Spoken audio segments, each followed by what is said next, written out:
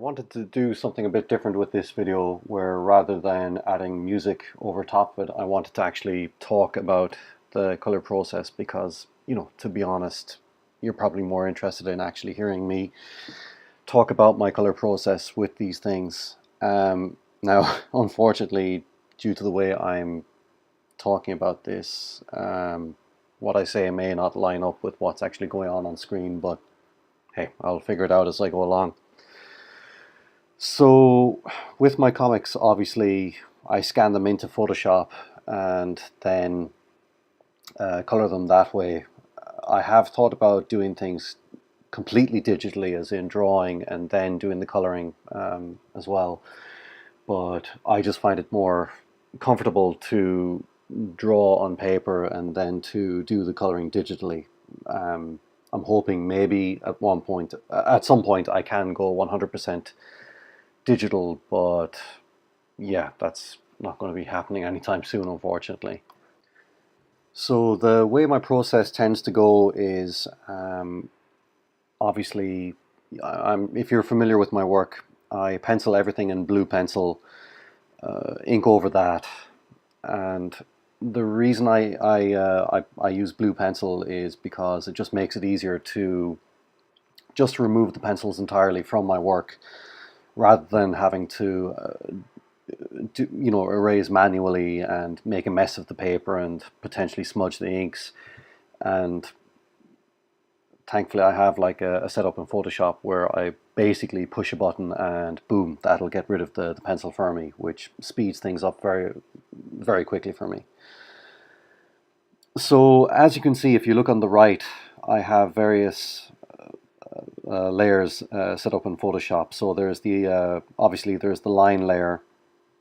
and then I place all the various color layers under that. Now it used to be when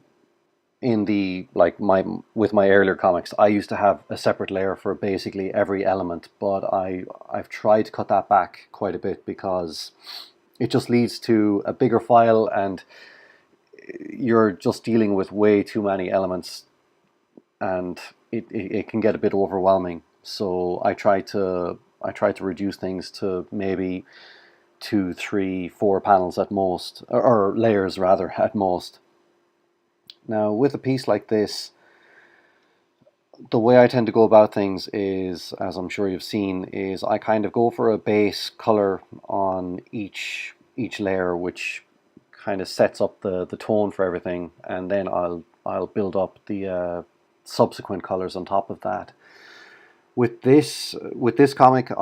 it's very much based on a walk I took around the Curragh, which is an area in Kildare in Ireland where my brother lives. My brother and fiance live rather, and just when I was walking around I thought it would be nice to do a comic based on that. And while the color choices I went for here aren't exactly what I saw that day, I'm kind of more going for the feeling that I got from what I was looking at that day, if that makes sense. Almost like, I rather than basing the colors on what I saw in reality, I'm basing the colors on my memories of those colors, which this may sound kind of pretentious, but that almost feels more real to me than how I really see things, So with these pieces, with these color pieces, I try to go for a very kind of traditional look to the colors, if I can, because I feel it just makes things, it kind of works better with the style of my line art, I find. So I will actually intentionally make things look sort of messy,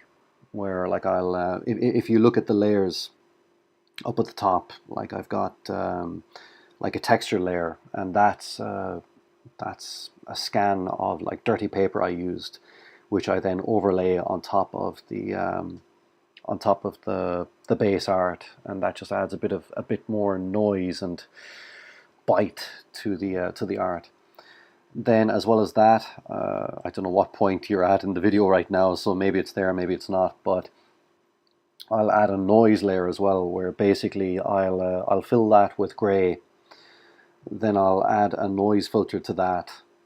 and I will then set that layer to soft light, which will make it slightly transparent and basically incorporate the noise into the art itself. So and then I set that to 50% opacity, just to make it just that little bit less transparent. That means that while the noise is visible, it's not overly so. It just makes it so that it just adds, as I said with the texture, it adds more of a bite to the art. So as for the color choices with this, like as I said, I was kind of going for more of a memory of reality rather than reality itself. But I wanted to go for I wanted to keep things to a very consistent kind of color palette. So as you can see, in each of the panels I used the same set of colors for each one. So like there's a lot of greens and blues, and obviously, and then I used like kind of like purples for the, say, for the fence in the first panel, the trees in the second panel, the